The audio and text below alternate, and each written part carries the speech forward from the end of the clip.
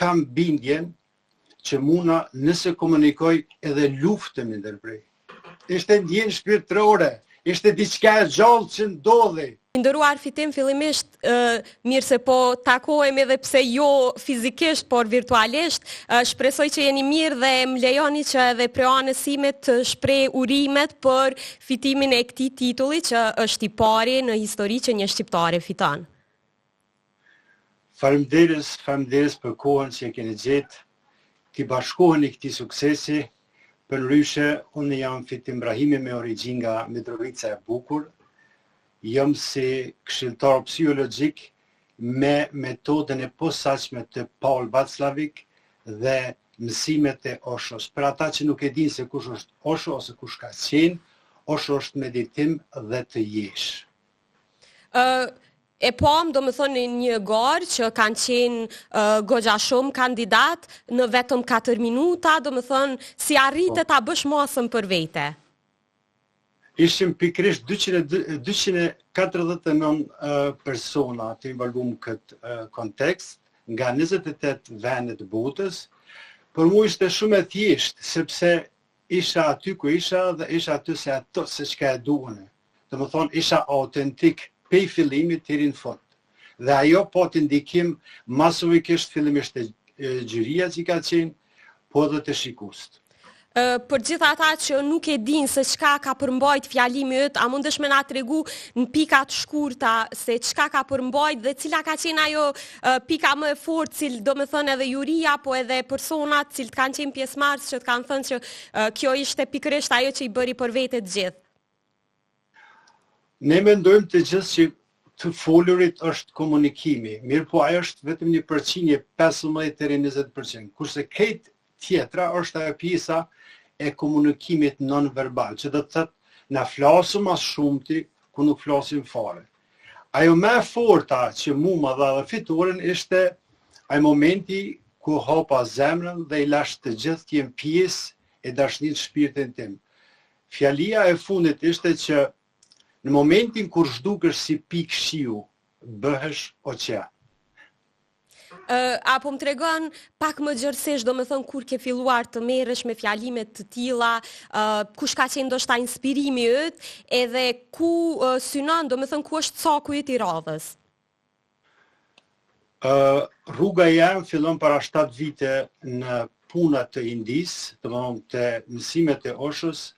Aty kam gjetë shpirtin binak, aty kam gjetë vetveten dhe kam fillu eksplorimin nga brenda, sepse ne zakonisht ushqehemi nga jashtë për me mush zbrastirën shpirt që e kemi.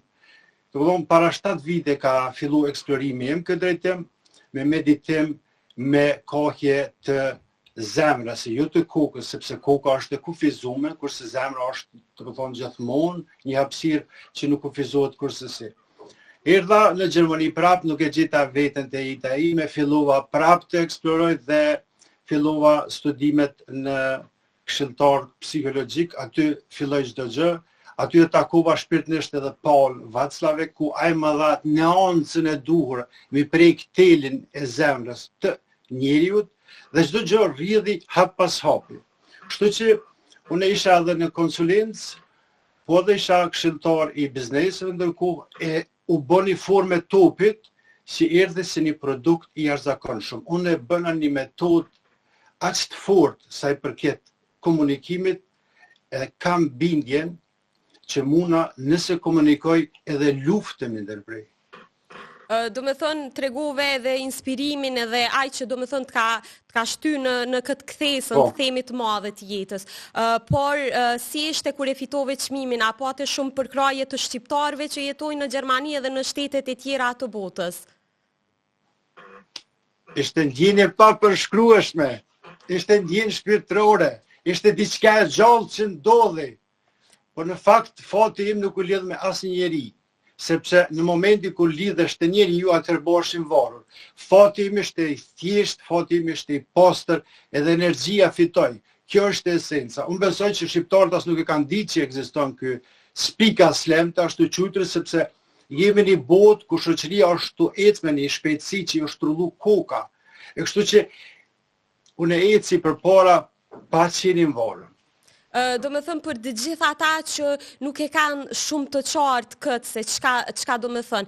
A i bie që edhe emocionet e përditshme ndikojnë shumë në atë se çka ne komunikojmë? Po shumë e lehtë, në lindim si original në këtë botë, ne jemi të përcaktuar me jetu jetën.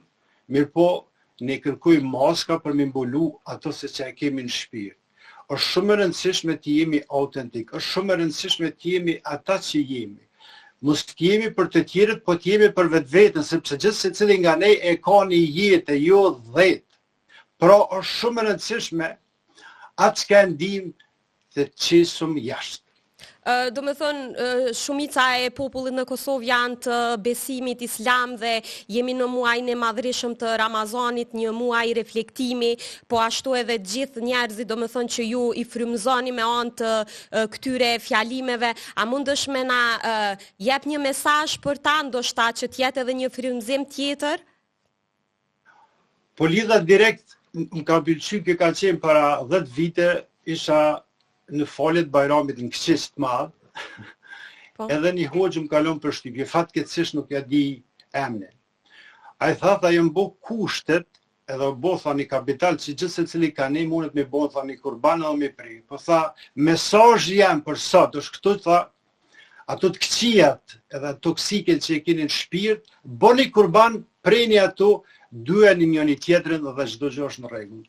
Pra, për ata që agjerojnë ja vlerësuar Zoti, edhe paqen e kohë të paqes, dashurisë, mirësjelljes, po dhe vetbesimit.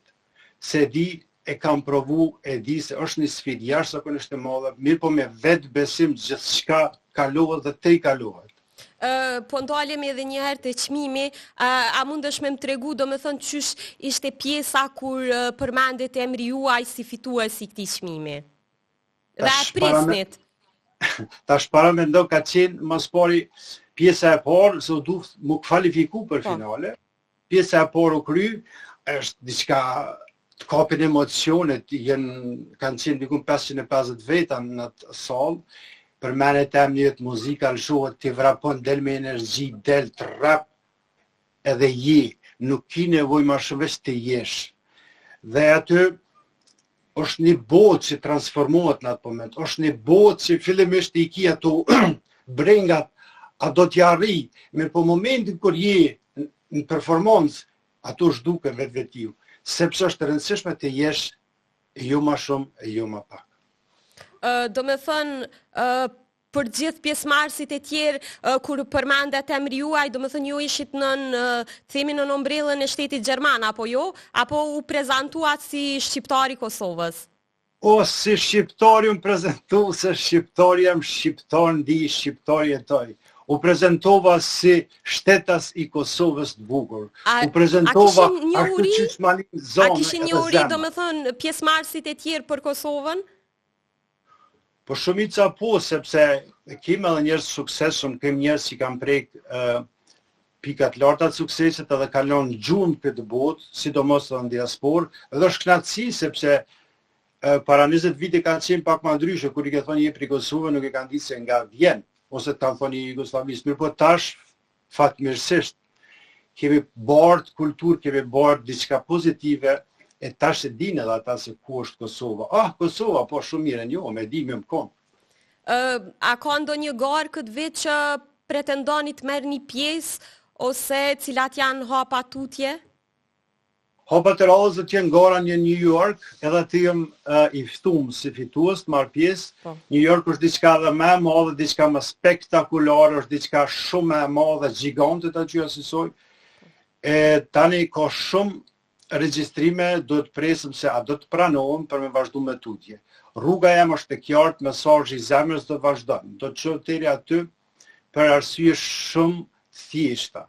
Arsye që ajo që kanë ndjetë të hudhë jashtë, të kanë mundësi njerëz të gjojnë vetveten aty se ku jam unë për moment. Po ndalemi tek kjo pjesa që the njerëzit të gjejnë vetveten. A mund të ndani diçka me gjithë ata që do ta ndëgjojnë këtë intervistë dhe do ta shohin, që ta gjejnë veten tek kjo intervistë?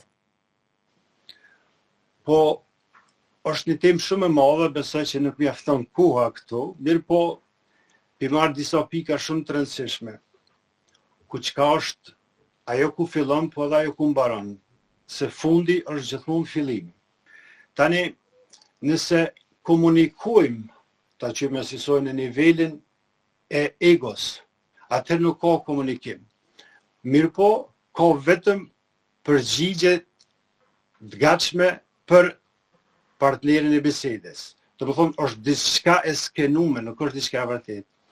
Komunikimi i pasër shpirtënor, ku të nimon me icë për para, ku të nimon me fitu sfida, ku të nimon me gjithë vetë vetën është komunikimi i zemrës, që do të thotë, në atë moment që zhduket egoja, tregon pasqyren aty ku je. Shumë është e rëndësishme, sepse gjithmonë si njerëz lypëm diçka të madhe për me ndryshu, po bota ndryshohet me pjesë më të vogla dhe më të imta që kaq. Do me thënë, në bazë të kësaj, po i bje që se cili në një farë forme duhet i largoj ato veset e kësia që i ka të vetja, që i den ndoshta, por që e ka të vështirë t'i largoj.